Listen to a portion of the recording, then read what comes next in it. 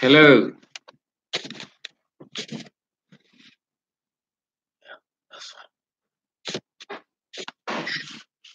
All right.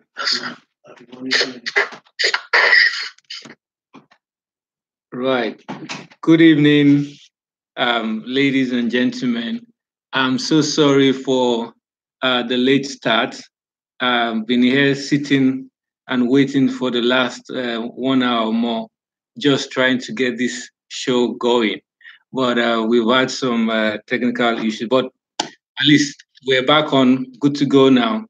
And I must say, just before I get into my session, it's been such an experience just listening to the podcast, watching Pasola live yesterday, and Stephen earlier on as well. It's been such an experience. I really loved every bit of it.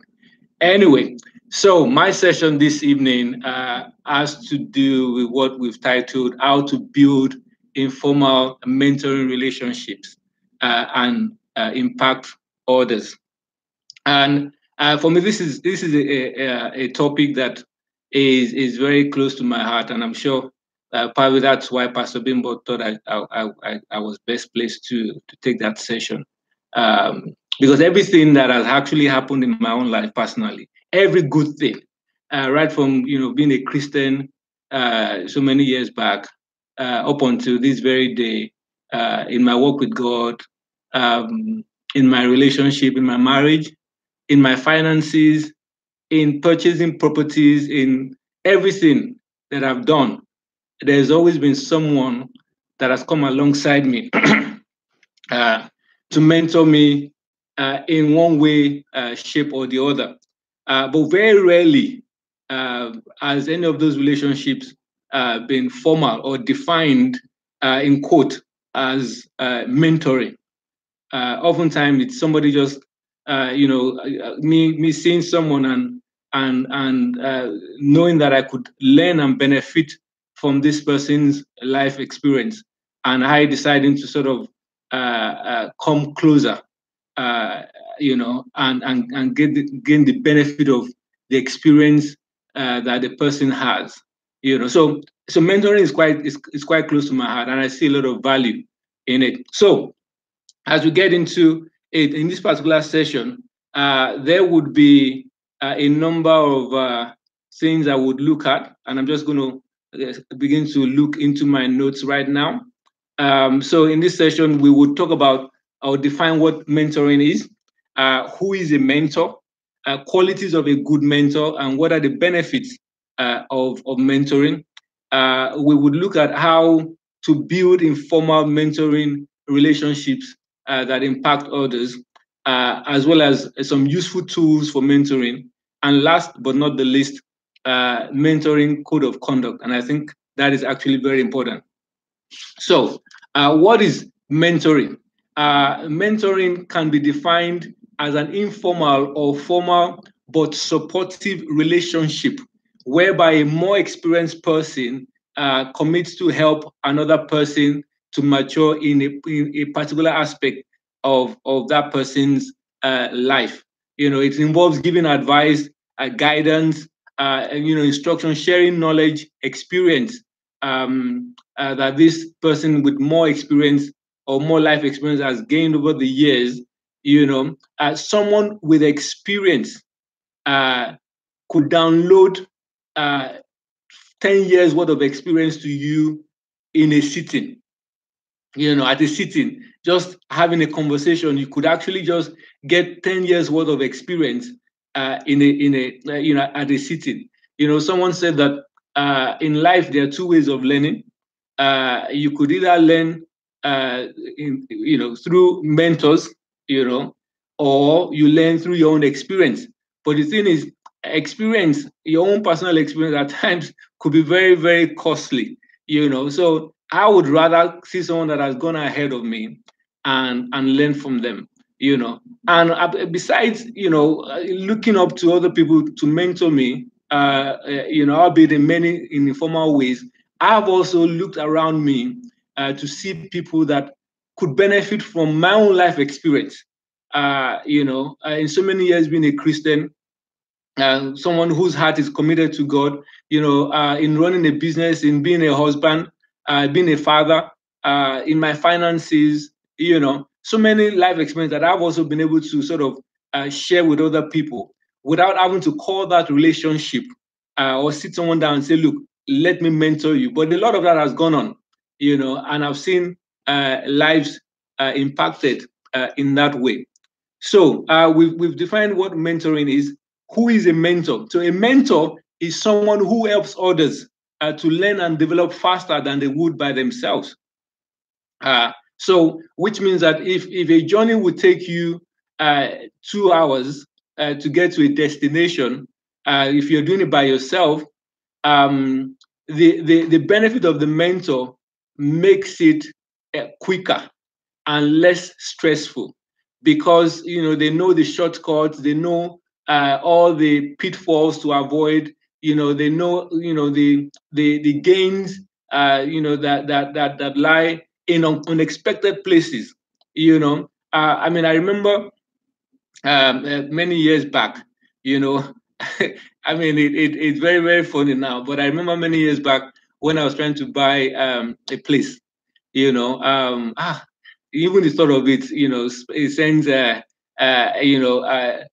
some shocks down my spine right now. I remember trying to buy, and I was so afraid because how am I going to commit to this, this investment, and my income at the time could not even make up the mortgage, So I spoke with a friend of mine who said to me that, you know what, this is not a big deal, People buy properties all the time. You're not going to be the first and you're not going to be the last. This is what you do this, do that, and do that, And I did all that he asked me to do, and the rest of it now is history, as they say. So I see real benefit in mentoring. So mentoring can be direct. It can also be informal. It could be formal or informal, direct or indirect. In many ways, Pastor Shola himself has mentored me. I remember back in the day, one of the most beneficial times, spent with Pastor Shola, the times that we spent driving, maybe just taking him somewhere, and just being able to just listen to his conversations, look at how conducts himself, listen to messages that he's listening to at the same time, books that he's reading. None of that is defined, or none of that was ever defined. But we were in the classroom. Mentoring was taking place right there, So that is it. I mean, we could actually, as team leaders, pastors, even normal cluster hosts, overseers, we could come alongside people and begin to sort of guide them with the benefit of our own experience. Mentors, you could have all kinds of mentors. So you could have spiritual mentors, you could have career mentors, you could have financial mentors, you could have people that are guiding you in starting your business, even in your daily devotional life. You could come alongside people as well and sort of give that sort of guidance, as it were. In the Bible, I mean, some of you will say, well, I've never mentioned the Bible in the course of this short presentation. So I'm going to give us some scriptures now, not to overload us, but I'm going to share a few examples of mentoring and relationship in the Bible.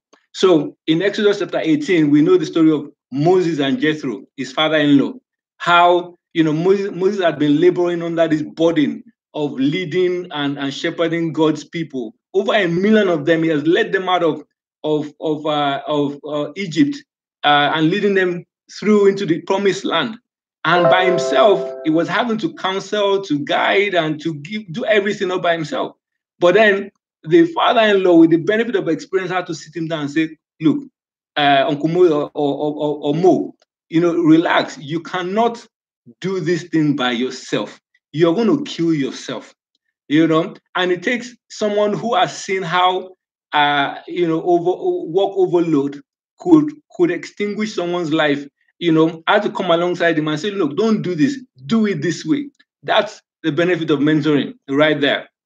in the story of Ruth and Naomi as well. It was actually, Naomi that helped Ruth position herself to get into the lineage of Boaz. So again, she had to tell her what to do, how to carry herself, how to present herself. That is a benefit of mentoring. Esther and Mordecai as well, in Esther chapter 2, verse 10 to 11, it was Mordecai that told Esther to lay low, not to reveal her real identity when the beauty pageant was going on, and just sort of, present herself properly, but not to reveal our real identity. And then in the New Testament, the story of Barnabas and Paul in Acts chapter 9, when everybody thought that Saul at the time, who later became Paul, when everybody actually thought that this guy was going to be, I was deceiving them, was a murderer, they weren't sure his motives, but it was Barnabas that took him in, worked alongside him, and began to sort of help clear the way or make a way for him to a point whereby people began to accept him as a true convert to Christ. Now, one of the scriptures in my mind that best illustrates the concept of mentoring, particularly in an informal way, is the scripture in Acts chapter 8, verse 26. Acts chapter 8, 26.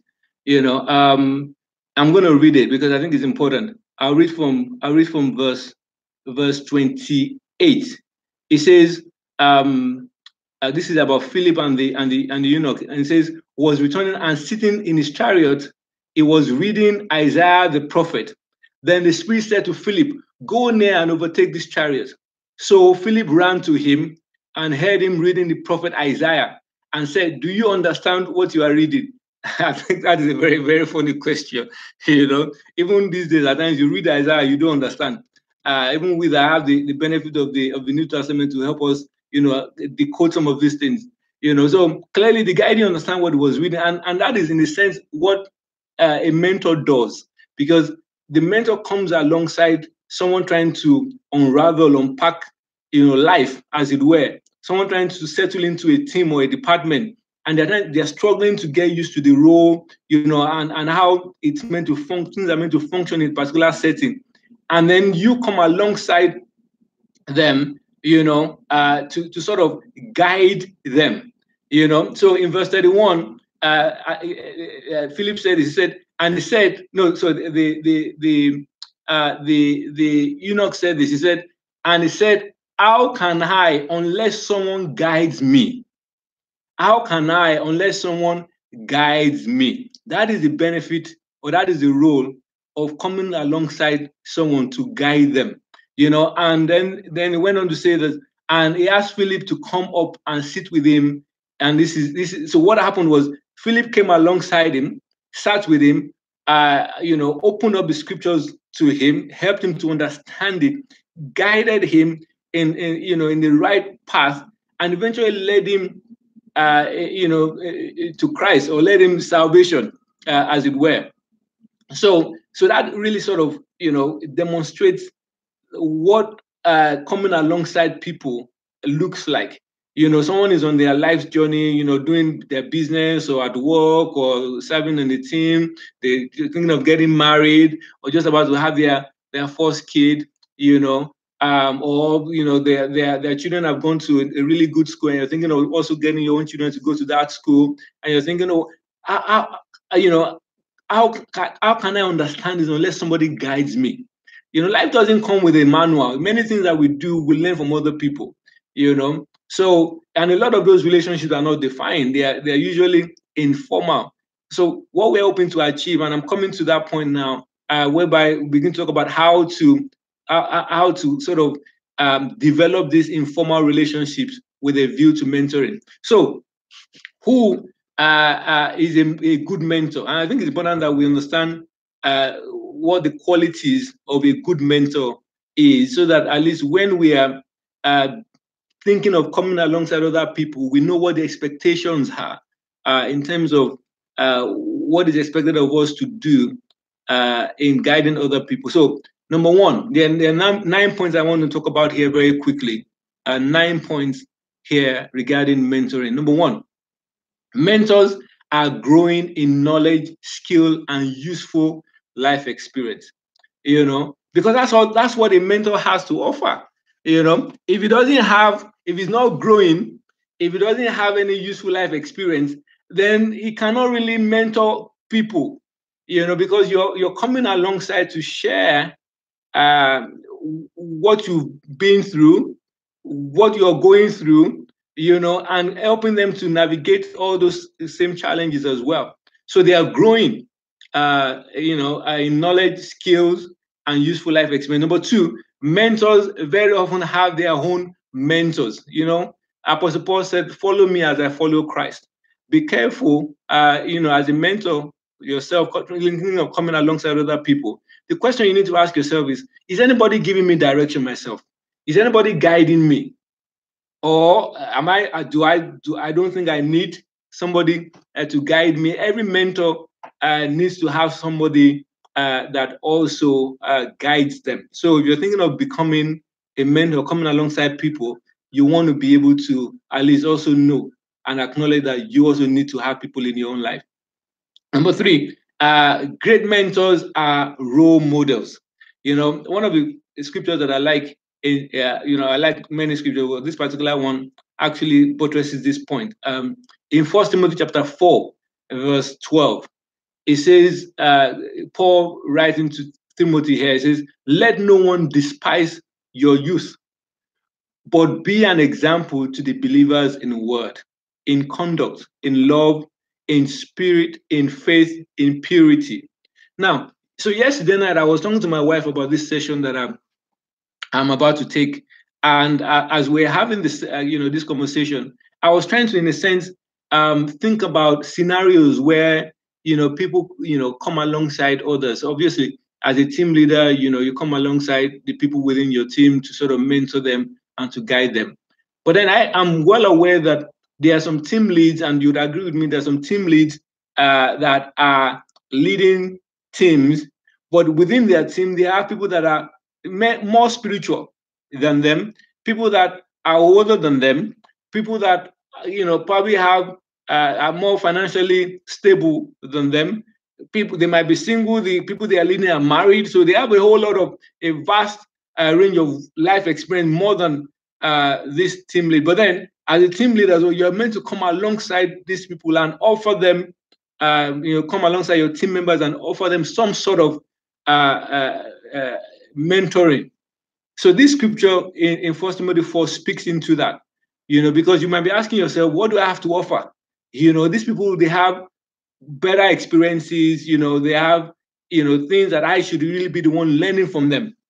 But yeah, Paul said to Timothy, says, "Let no one despise your youth, but be an example to the believers in word." So as a team lead, you can still be an example in your word study, in your conduct, in the way you love and relate to other people within the team, in the way you respect them and deal with them, in your punctuality, in your commitment to the work. You could show people by your own examples, because obviously for you to have been made a host or made a team lead, we've seen as a church, seen something in you, and we reckon that you are fit for that office or fit for that role. So we've actually, entrusted you to know that, to that office, knowing that you can deliver there. So, what we expect is that at least you can be that example so that other people can begin to sort of watch you and try to such without deliberately doing anything, you can begin to influence them. And by so doing, having some sort of informal mentoring going on there, So number 4, quality of a mentor is that mentors actually care deeply for the people that they're mentoring. You care about their well-being. You care about things concerning them. it was Pastor that says that when he asks the question, "How are you doing?" it's not just a greeting. It's because he really wants to know. So when you're dealing with your people, you have a conversation, about something, about career or about a relationship, and you didn't, for example, you didn't finish that conversation. The question is, do you just move on and never refer back to that, or do you pick it up in place of prayer, or even beyond that, ask them as a follow-up to that? So to come alongside someone, it has to come from a genuine place of care. Number 5, great mentors are reliable, they are honest, and they are trustworthy. That goes without saying. Number 6, they are good listeners, because you need to listen to what is said and what hasn't even been said, so that you can know how to guide the person or the people. All right. Number 7, mentors are concerned with long-term development, not short-term gain. So mentors or mentoring tend to focus on the future. You're looking long-term, looking at decisions that affect the person's life long-term. Whereas coaching is more of a relationship that tends to focus on here and now, how you can get better now. Mentoring, we're looking more long-term in terms of how these sort of decisions now affect the person over a long-term period. Number 8 quality of a good mentor is good mentors are not controlling.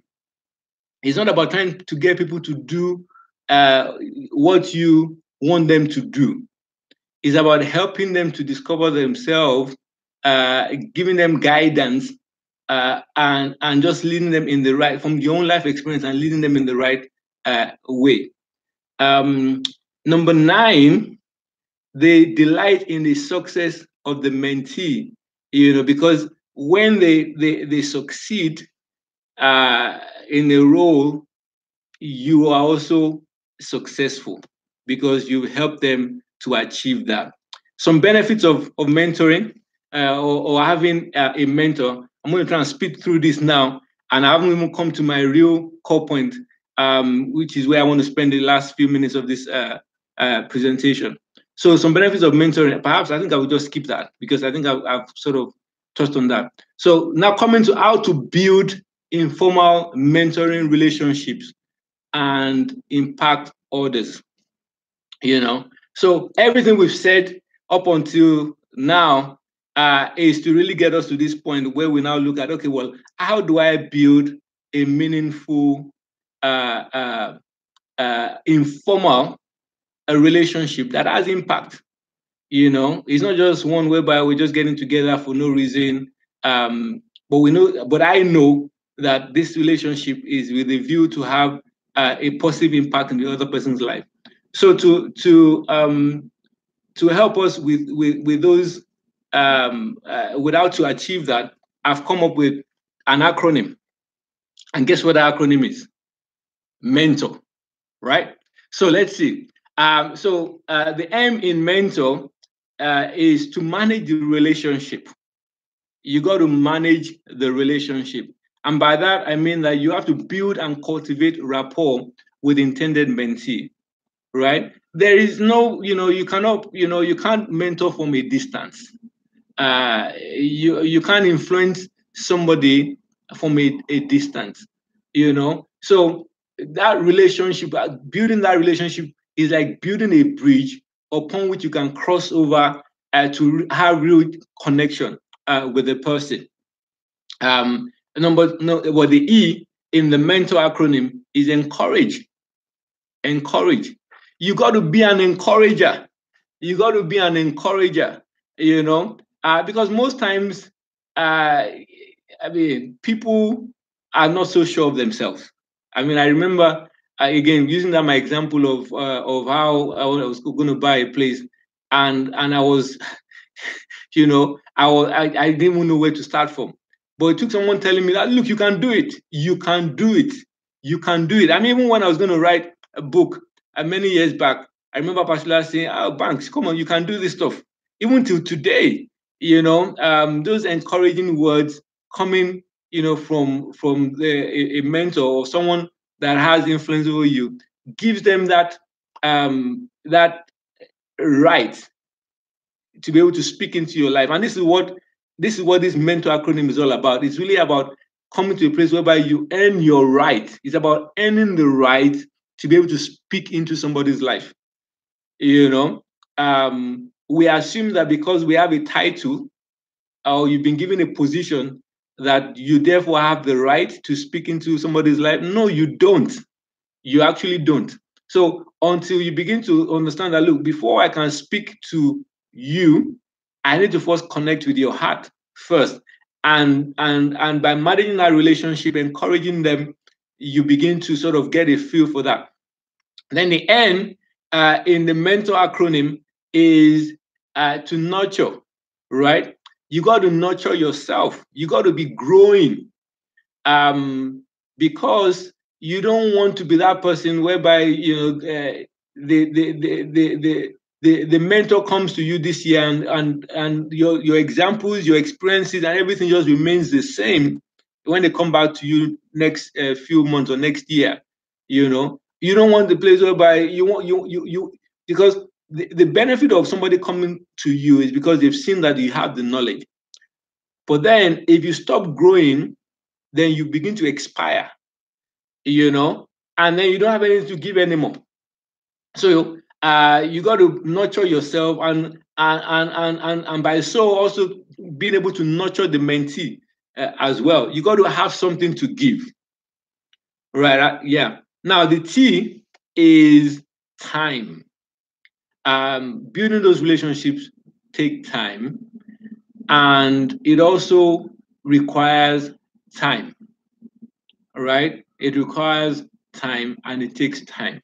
So you got to be able to commit time outside of if it's in a host cluster member sort of relationship or a team lead team member relationship.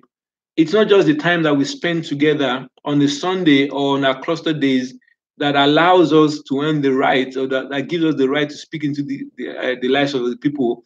It's the additional time we invest in that relationship.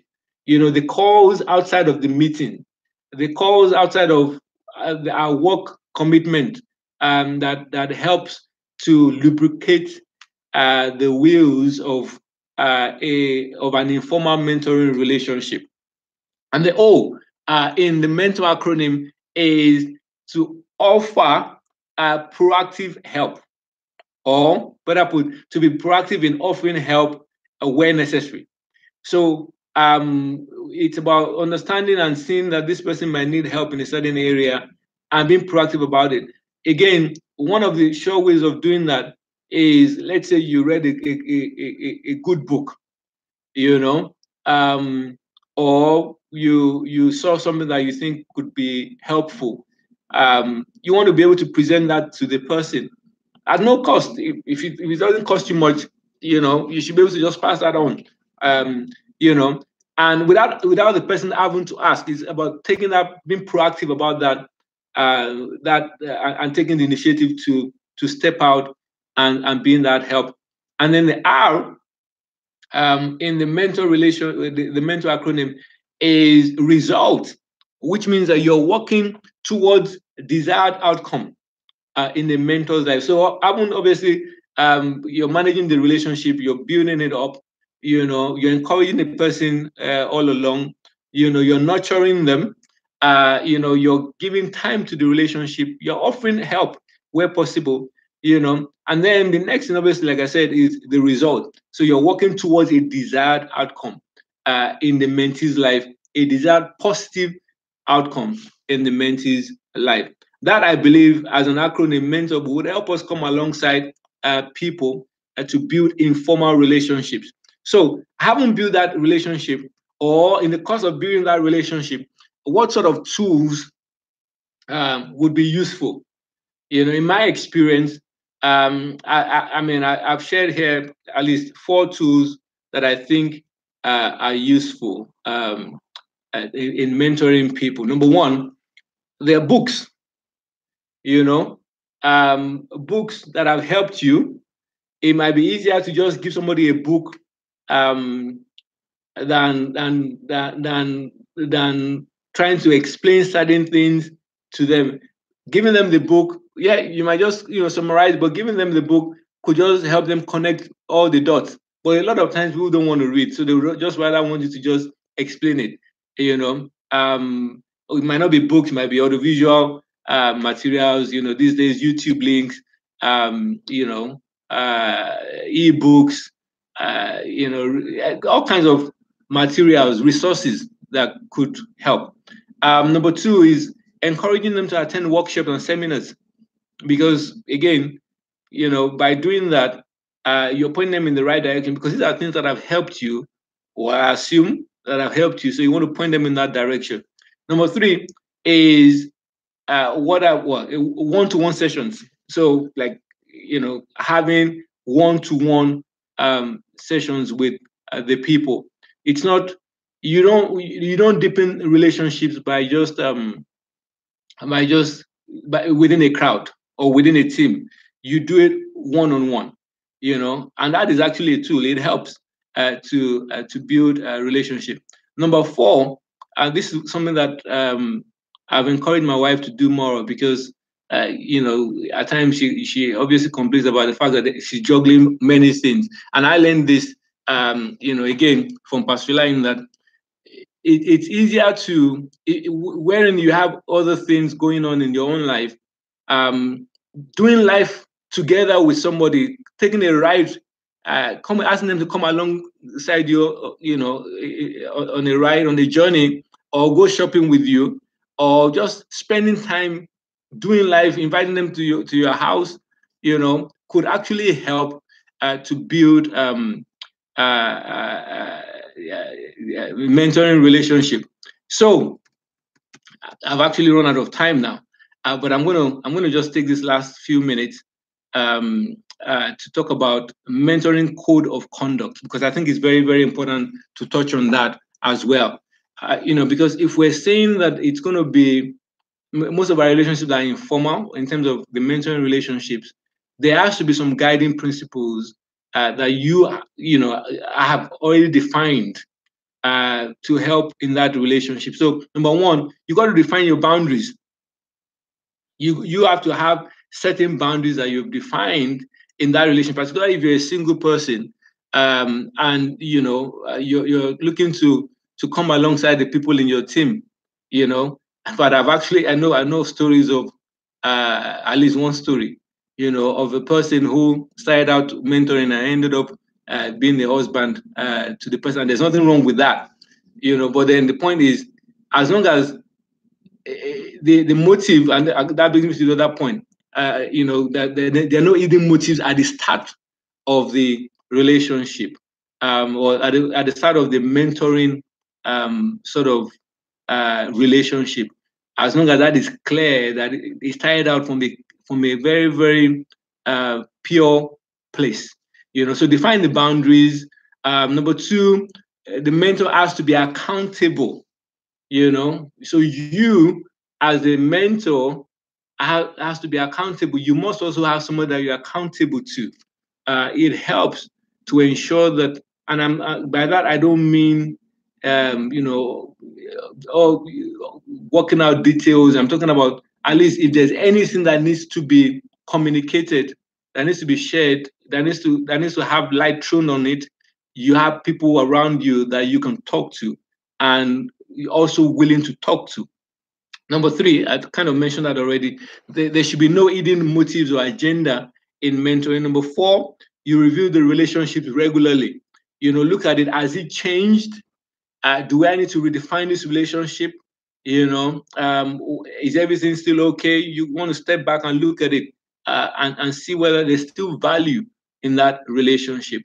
Number five, you do not want to take your mentoring personal. And by this, I mean that to be able to help somebody else, whilst it's coming from a caring place, it has to also be objective, because it's about the other person. Don't let your emotions run wild. Don't because at times if we just allow our emotions to just run wild, if things are not done the way we think they should be done, it also affects the relationship. So I usually advise that you don't want to take it too personal.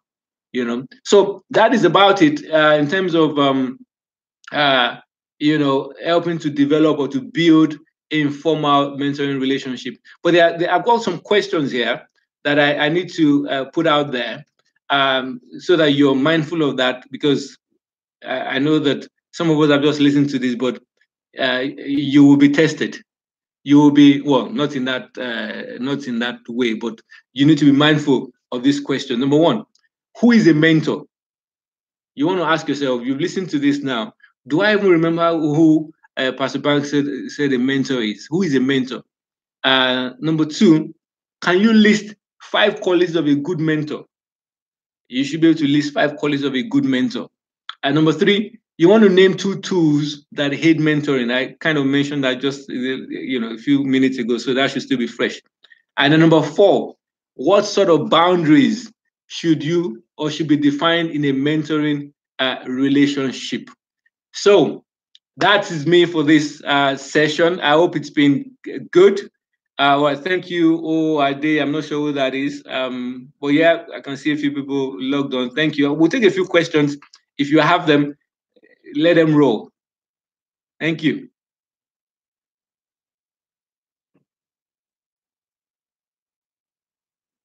Do we have questions or that is, and apologies for taking 6 minutes more. We actually started a little late because we had some technical issues.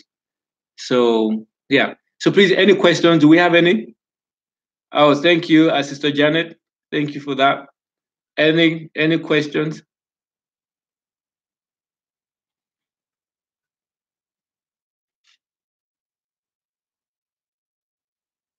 Okay, Alexio, thank you.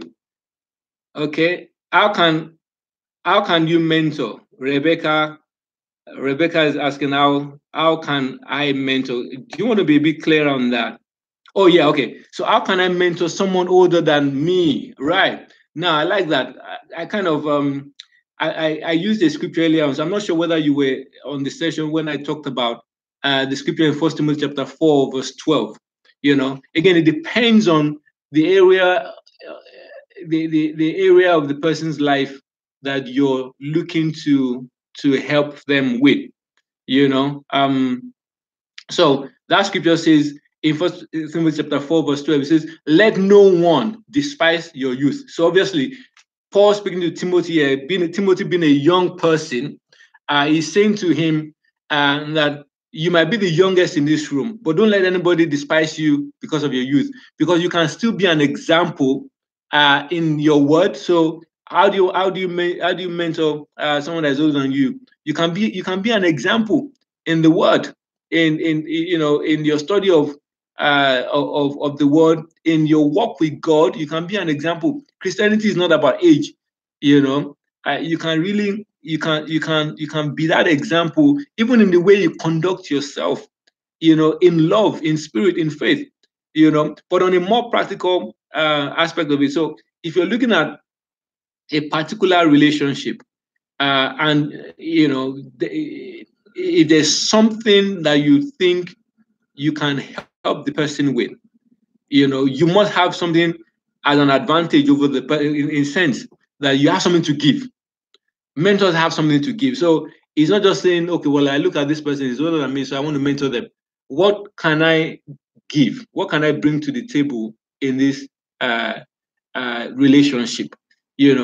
But then you don't, like Paul advised Timothy, don't let anybody despise your youth. Because I'm young doesn't mean that I can't be wiser in certain regards. So that is what I would say in terms of mentoring someone who is older than you. Sarah says, as a mentee, how can you find a mentor or approach someone to be a mentor? This is quite interesting because yesterday someone actually came to me and was asking me this exact same question. The young man said to me that he would like me to help him find a mentor. And I said, look, to find a mentor as a mentee, there are certain things that you need to look out for. Number one, you need to ensure that you need to look out for people whose life you appreciate and you value, at least in a certain. I mean, if it's in the sphere of work or career, the person that should mentor you has to have gained some experience over you. So you look in that direction. In that place, maybe their character might not come into play. But then in church, if you're looking for a mentor in church, you don't only look at how long they've been a Christian for. You want to look at how their walk with God is. So not someone that is telling you to do something that they are not doing. So you want to look for people that you would respect in that regard. They are living what you want to learn from them. They are not just teachers that are not living it out, but they are people that are living out what you want them to mentor you with. If they are single, you don't go to a single person to get relationship advice, because they've never been married before. So you look for people that are living, not just they're married, but they also they have a good marriage. So that's how you find a mentor. Timmy, thanks for that. And okay, so yeah, Kunle, can a mentor be mentored by their mentee in other areas? I think so. I actually think so. But keep in mind that a lot of, I think in many regards, that happens in our lives, in a lot of peer-to-peer mentoring relationships. I have people in my life that we've not sat down to say, well, we're mentoring each other. But in certain regards, I know, God has helped me to have gained certain knowledge that they haven't. So I can speak into some situations, and they have the humility to receive it. And I also listen when I know that this person has a better life experience. I would go to anybody to mentor me. I would definitely go to anybody as long as I can see the fruits in their life. I will go to anybody. Right. Obi, how do you communicate the boundaries to your informal mentee? Quite a good question. Yeah. Now, because it's informal, I mean, you haven't sat them down to say, look, let me mentor you, or let's mentor each other, or whatever. That hasn't happened. So that information is for you. So you are the one, you set and define your own standards.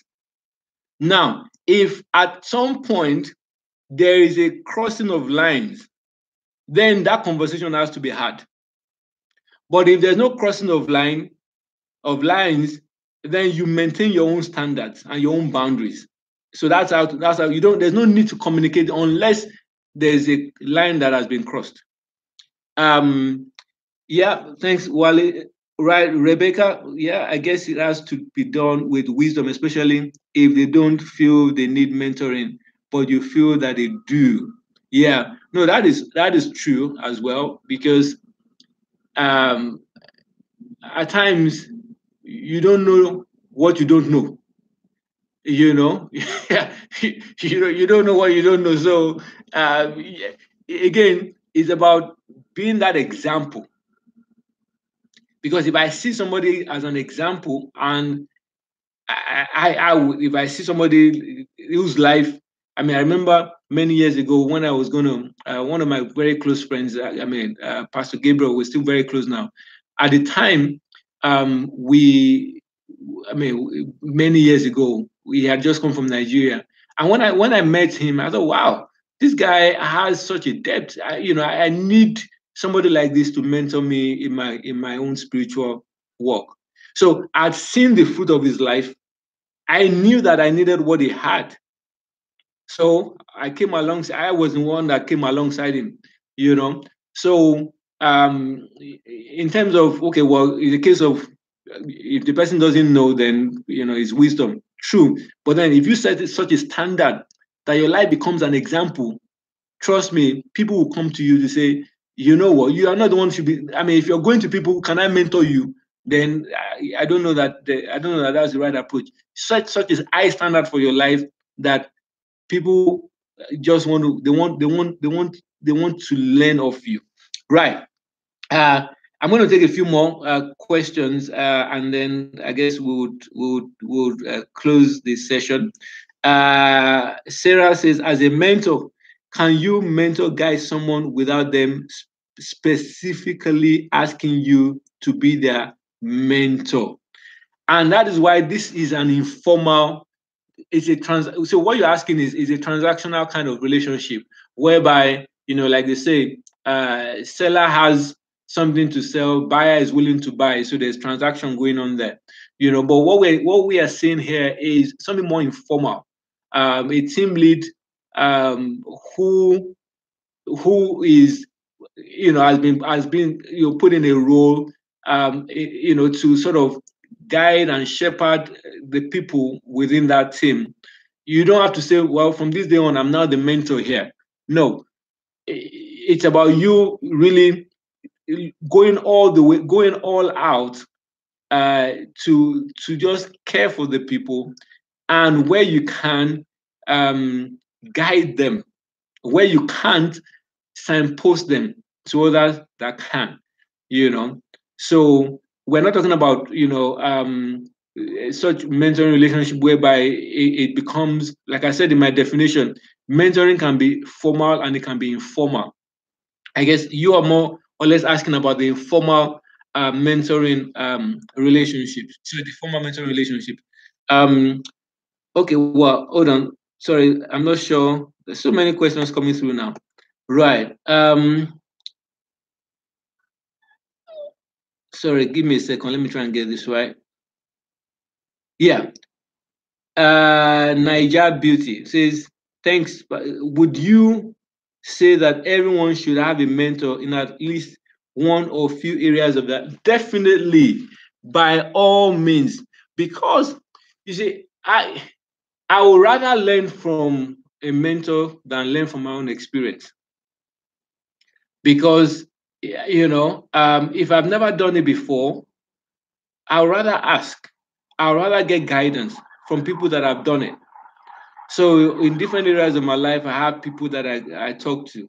There are people that I talk to. I mean, I won't make a decision without speaking to them. So yeah, I would say so.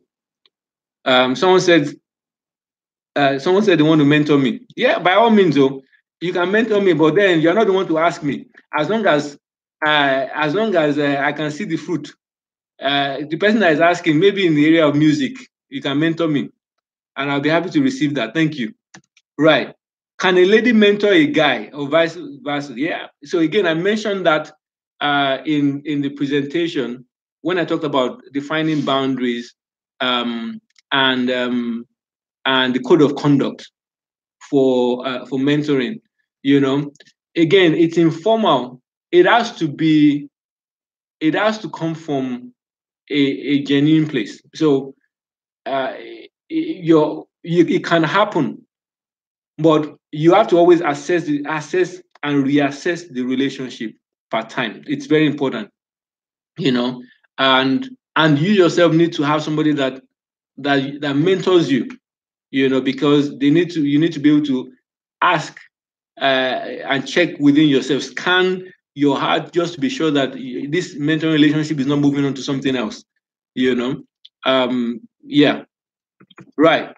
So I think there are no more questions. So I would say that it's probably a good place to end the session. Thank you so much for joining this live broadcast tonight.